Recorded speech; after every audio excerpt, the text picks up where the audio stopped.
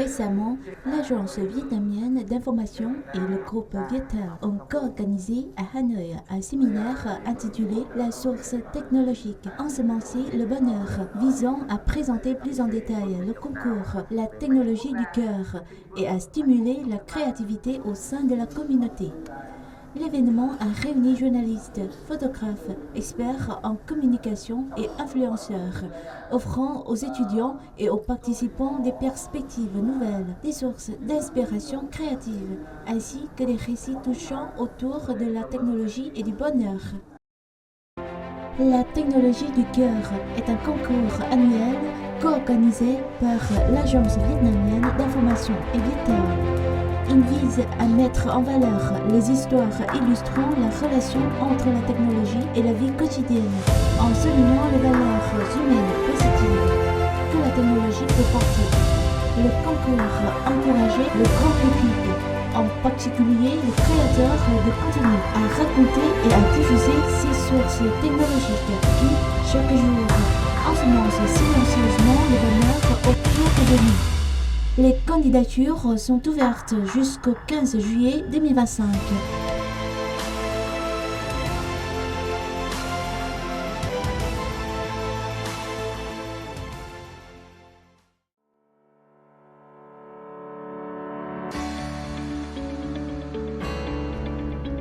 Le 21 juin 2025 marque 100 ans de lutte, de transformation et d'engagement de la presse révolutionnaire vietnamienne. Pilier essentiel de la libération nationale, elle a aussi été un moteur puissant de grandes avancées dans l'édification et le développement du pays. Tel est le thème principal du Courrier du Vietnam, numéro 26.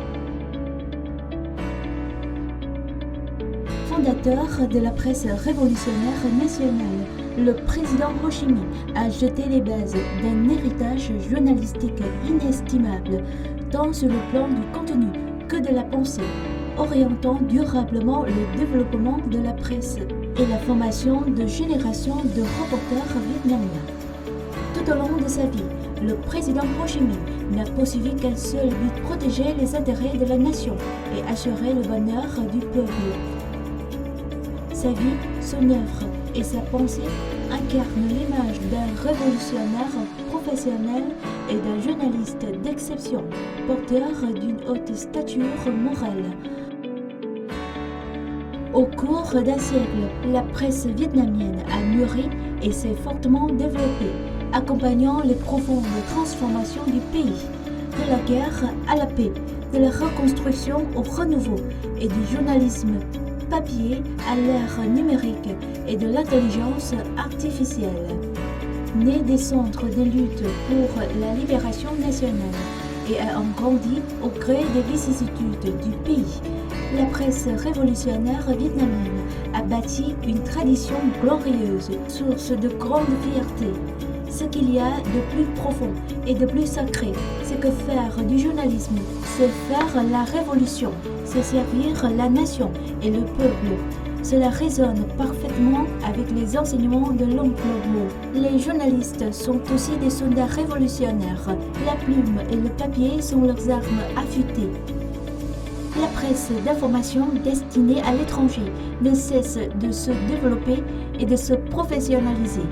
Elle s'impose comme un outil clé pour promouvoir l'image d'un Vietnam moderne, ouvert et responsable, tout en défendant les positions fondamentales du pays sur la scène internationale.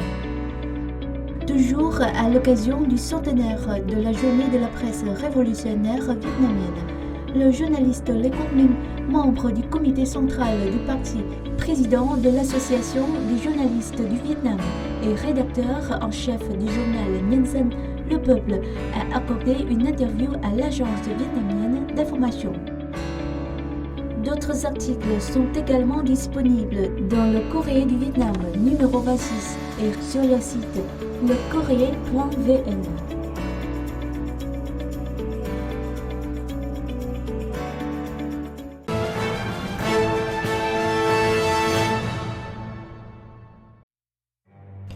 Pendant la résistance contre les Français, la province de Thái Nguyên fut choisie par le comité central du parti et l'Oncle O comme zone de sécurité. La ATK avec pour centre la capitale de la résistance située dans le district de Định Hóa. C'est dans ce contexte que l'école de journalisme Huỳnh Thúc Kháng a vu le jour, fondée et nommée par le président Ho Chi Minh qui en a confié l'organisation au Tombeau Việt Minh, direction de la Ligue pour l'indépendance du Vietnam.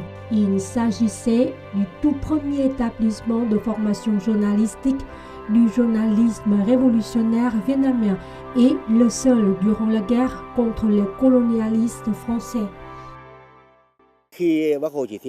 L'école fut fondée, baptisée par le président Ho Chi Minh qui chargea la direction de la Ligue pour l'indépendance du Vietnam. À l'époque, le camarade Hoàng Quốc Việt était secrétaire de la direction et le camarade Xuân Thủy en était le secrétaire adjoint.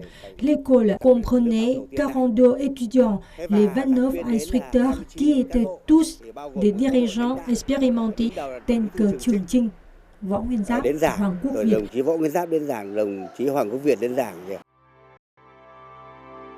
Reconstitué d'après les témoignages des anciens, le site Huỳnh Thúc Kháng comprend deux zones.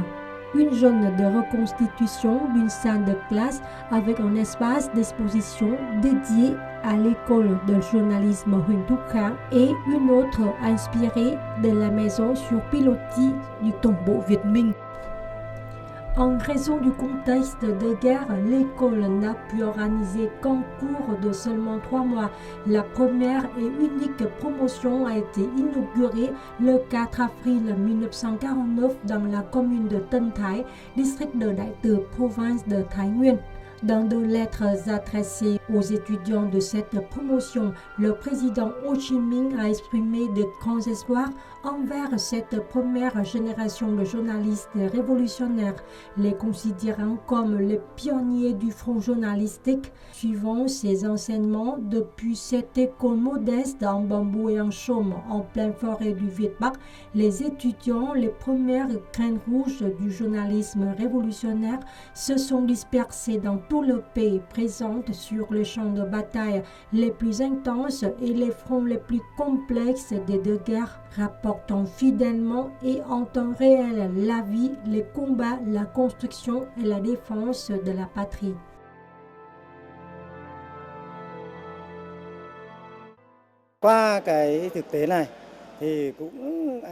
Grâce à cette expérience concrète, les porteurs suivent les traces de leurs aînés, ce qui renforce leur conscience politique.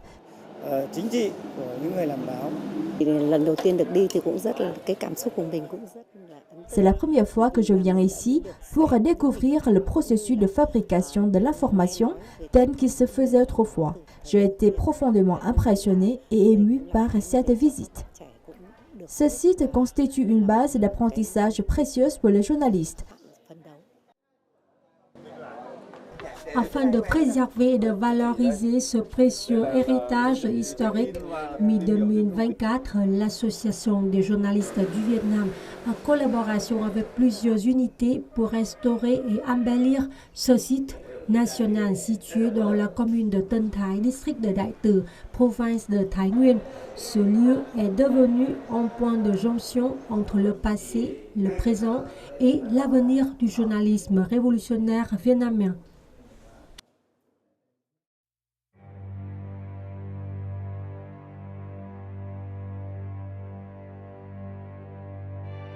Début février 1922, à Paris, Nguyễn Ái Quốc et les révolutionnaires venus d'Algérie, de Tunisie, du Maroc et de Madagascar sont réunis pour fonder la Société de coopération des Misérables. Ensemble, ils ont contribué financièrement à la création d'une publication journalistique en français, le journal Le Paria, véritable voix des peuples colonisés. Comme l'affirmait Nguyễn Ái Quốc, Ho Chi Minh, ce journal représentait un vent nouveau soufflant sur le peuple opprimé. Voici le premier numéro du journal Le Paria qui fait partie de la collection du musée de la presse du Vietnam. Le Paria a été fondé le 1er avril 1922 à Paris. par le jeune patriote Nguyễn Ái Quốc, qui en était le fondateur et l'âme. Le journal avait pour but d'être une arme de combat avec pour mission de libérer l'humanité et d'être une tribune pour la propagande, la mobilisation et l'appel des peuples colonisés à se lever et à lutter pour leur libération du joug de l'oppression et de l'esclavage. Le journal a été actif pendant 4 ans, de 1922 à 1926, et a publié 38 numéros, avec des publications anticolonialistes appelant à l'unité des peuples opprimés.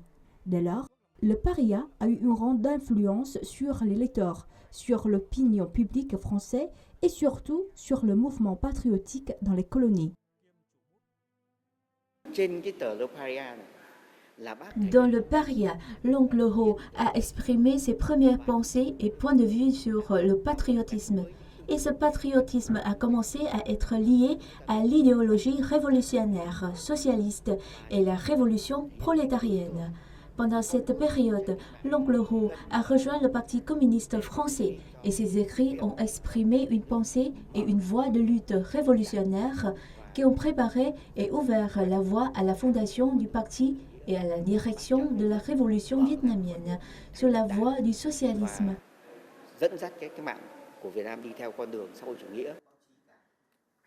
À travers l'héritage laissé par le Paria, le journaliste Nguyễn Ái Quốc a démontré sa capacité de journaliste flexible et polyvalent. En tant que directeur et rédacteur en chef du journal, Nguyễn Ái Quốc a non seulement dénoncé dans ses articles les colonialistes français en Indochine avec un ton satirique et caustique, mais a aussi montré son talent de dessinateur des caricatures publiées dans le Paria, des illustrations aussi puissantes qu'un article concis. En relisant les pages de ce journal profondément marqué par l'oncle Ho, on revit une période historique. On se remémore des détails et des contenus qui constituent une leçon inestimable pour les journalistes d'aujourd'hui.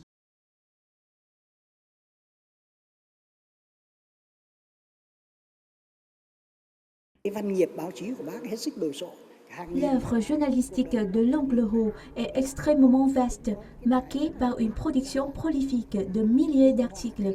Il excellait également dans l'illustration et la mise en page, gérant l'intégralité du processus de publication.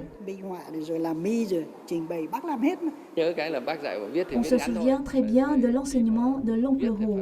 Écrivez court et de manière à ce que les gens comprennent facilement. C'est une façon de faire du journalisme simple et pratique pour que nous devons encore apprendre aujourd'hui.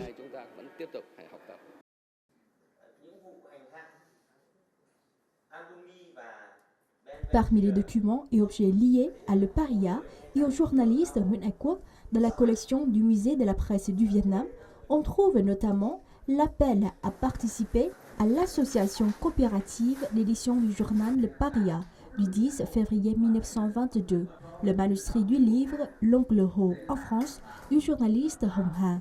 Pas moins de 29 des 38 numéros publiés dans Le Paria sont conservés. 26 numéros, dont le premier et le dernier numéro ont été collectés en France par des cadres du musée. Bà Olivia Pelletier là chuyên gia lưu trữ phụ trách Le kho Đông musée de Dương la của presse Trung du tâm Vietnam lưu trữ a quốc eu gia hải ngoại accès của au Pháp fonds de documents và Bảo tàng vietnamiens báo chí et Việt Nam indochinois, đã được tiếp qui cận comprend kho tư un liệu về ensemble Việt Nam và de Đông Dương documents sur le dài président khoảng 4 Ho Chi Minh, km, trong avec đó có plus bộ de tư liệu về 8000 Chủ tịch Hồ pages Chí Minh, de documents gồm sur 8 ses hộp activités với en hơn France, 8.000 trang tài en liệu Chine et về en hoạt động của Indochine. người ở Pháp, Nous Trung avons Quốc trouvé le và Đông numéro Dương. 1 de Le Chúng tôi Paria, đã tìm thấy qui tờ est Le conservé Paria số 1 intact. đang được lưu giữ Grâce nguyên à vẹn ở l'aide đó. de l'institution Và với sự allemande, giúp une đỡ của version cơ quan bạn numérisée de thì haute một bản số qualité hóa de chất ce lượng cao numéro của de Le Le Paria Paria số đầu tiên a này été đã được offerte vị au chuyên musée gia de la người Pháp presse du Vietnam trao tặng par Bảo tàng báo chí Việt l'expert Nam. français. Bien qu'il ait vu le jour il y a plus de 100 ans, le Paria, fondé par l'oncle Ho, laisse encore aujourd'hui de nombreuses valeurs à méditer et révèle la pensée, le style, les valeurs humaines et l'éthique journalistique de Ho Chi Minh, un trésor précieux qu'il a légué aux générations de journalistes d'aujourd'hui et de demain.